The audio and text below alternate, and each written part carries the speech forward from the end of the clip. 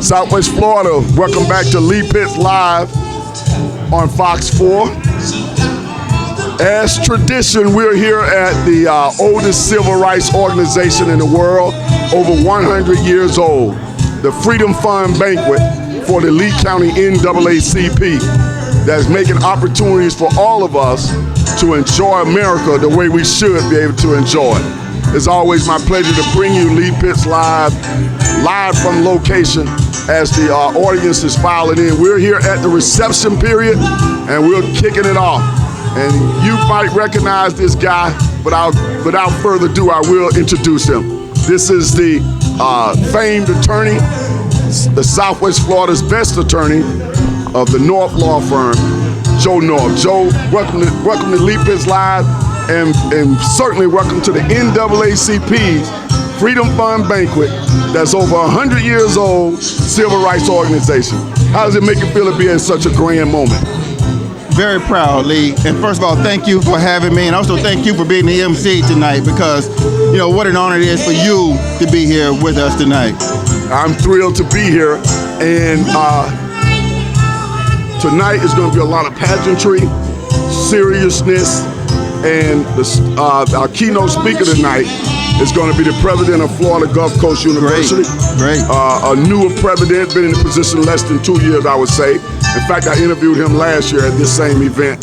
So he's coming out to tell the story of his civil rights background and how he worked. I think he told me he worked with Dr. King, and he also told me that he had his NAACP lifetime membership over 25 years. Wow. What do you hope that a president of a large university in this community who happens to be Caucasian, what do you hope his message would be?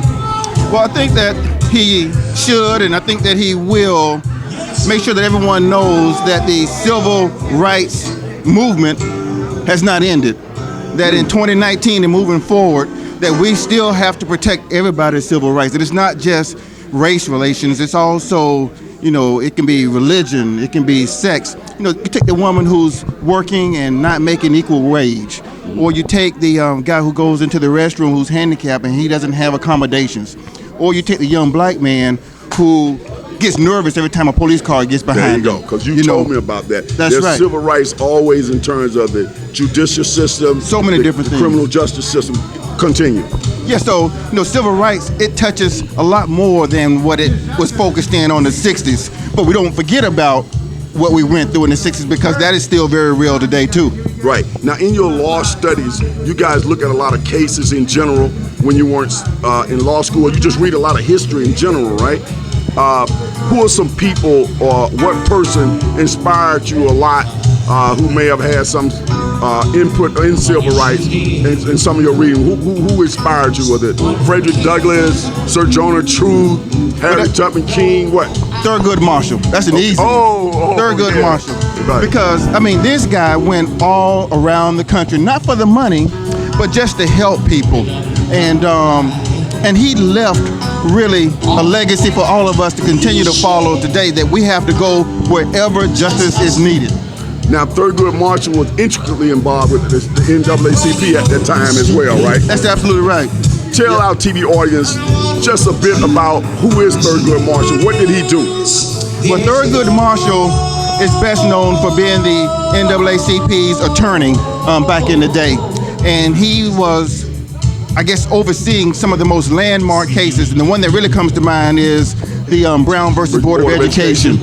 And it's all about, you know, separate and equal, but we all know that separate was not equal. And he was able to help us bring about civil rights so that across the board, now we have equality in all of education. Right. Now, and he went on to become a Supreme Court justice. That's right, first black on the Supreme Court. What did that mean in terms of diversity now in judges and in law and lawyers throughout the country? You think Thurgood Marshall becoming a Supreme Court justice ignited a movement in the legal field like that? Yeah, because, you know, there's always a first, and he was the first. So anytime, whether it's a young person or older person, seeing a Thurgood Marshall in that position, it makes it easier for the public in general to accept that the African American attorney is a great attorney. Why is it important, not only here in Southwest Florida or in Fort Myers, Lee County, that we have a strong NAACP, but also around the country, especially as it relates to the judicial system? Like you may see somebody not getting treated fairly in your work as an attorney, and to be able to have the NAACP support. We've seen the NAACP and Civil Rights Group change legal things, like Trayvon Martin drove some attention to that. Go ahead. It's like having a referee in a football game. You got to make everybody play by the rules. And the NAACP is always there to keep a spotlight on injustices. And it just makes it easier for everybody moving forward to have equality and justice. Tell people what you do, and how what you do may have civil rights implications woven through your work on a daily basis. Well, you know, I'm a personal injury attorney, and a lot of people may think, well, he's just dealing with injury cases, car accident cases. But it's much more than that, because when I walk into a courtroom and people see an attorney of color, it's effective for everybody in the courtroom, black, white, everyone. And it lets everyone know that, hey, you know, we have to make sure that everybody's protected, everybody's rights. Another person who's extremely popular in the civil rights movement is Dr. Martin Luther King. When you think of Dr. Martin Luther King, what comes to mind? The first thing is sacrifice, because Dr. King really gave everything, his life, for what we really enjoy today. And we can't forget what he accomplished for us, because then he would have gone through all of that in vain.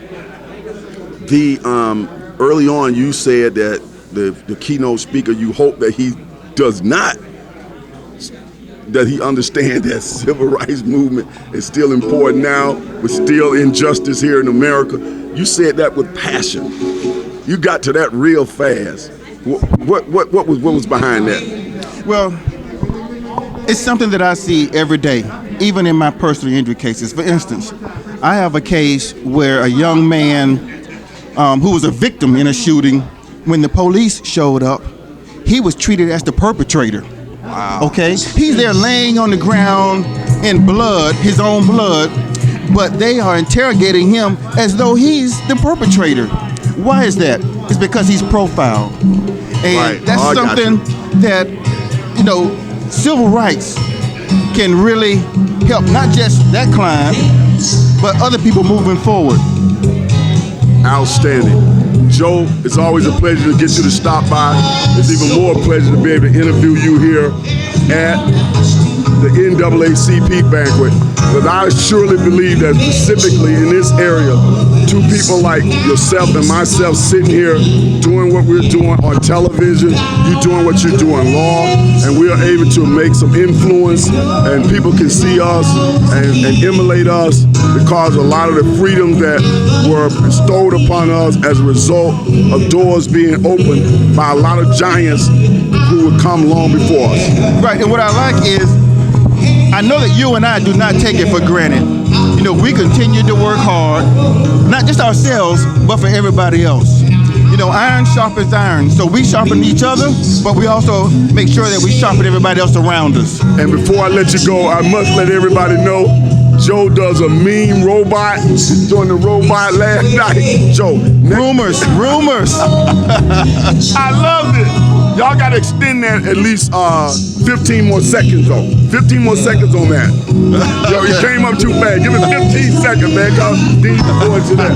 We talking about. I have no idea what he's talking about. Let's get a plug in. Our next Leap It Live after work will be on November the 15th. We will have our Soul Train dance contest again, put on by the North Law Firm, headed up by Joe North and Benita North. How about that, man? We love it. Always promoting, bro. We love it. We'll be right back.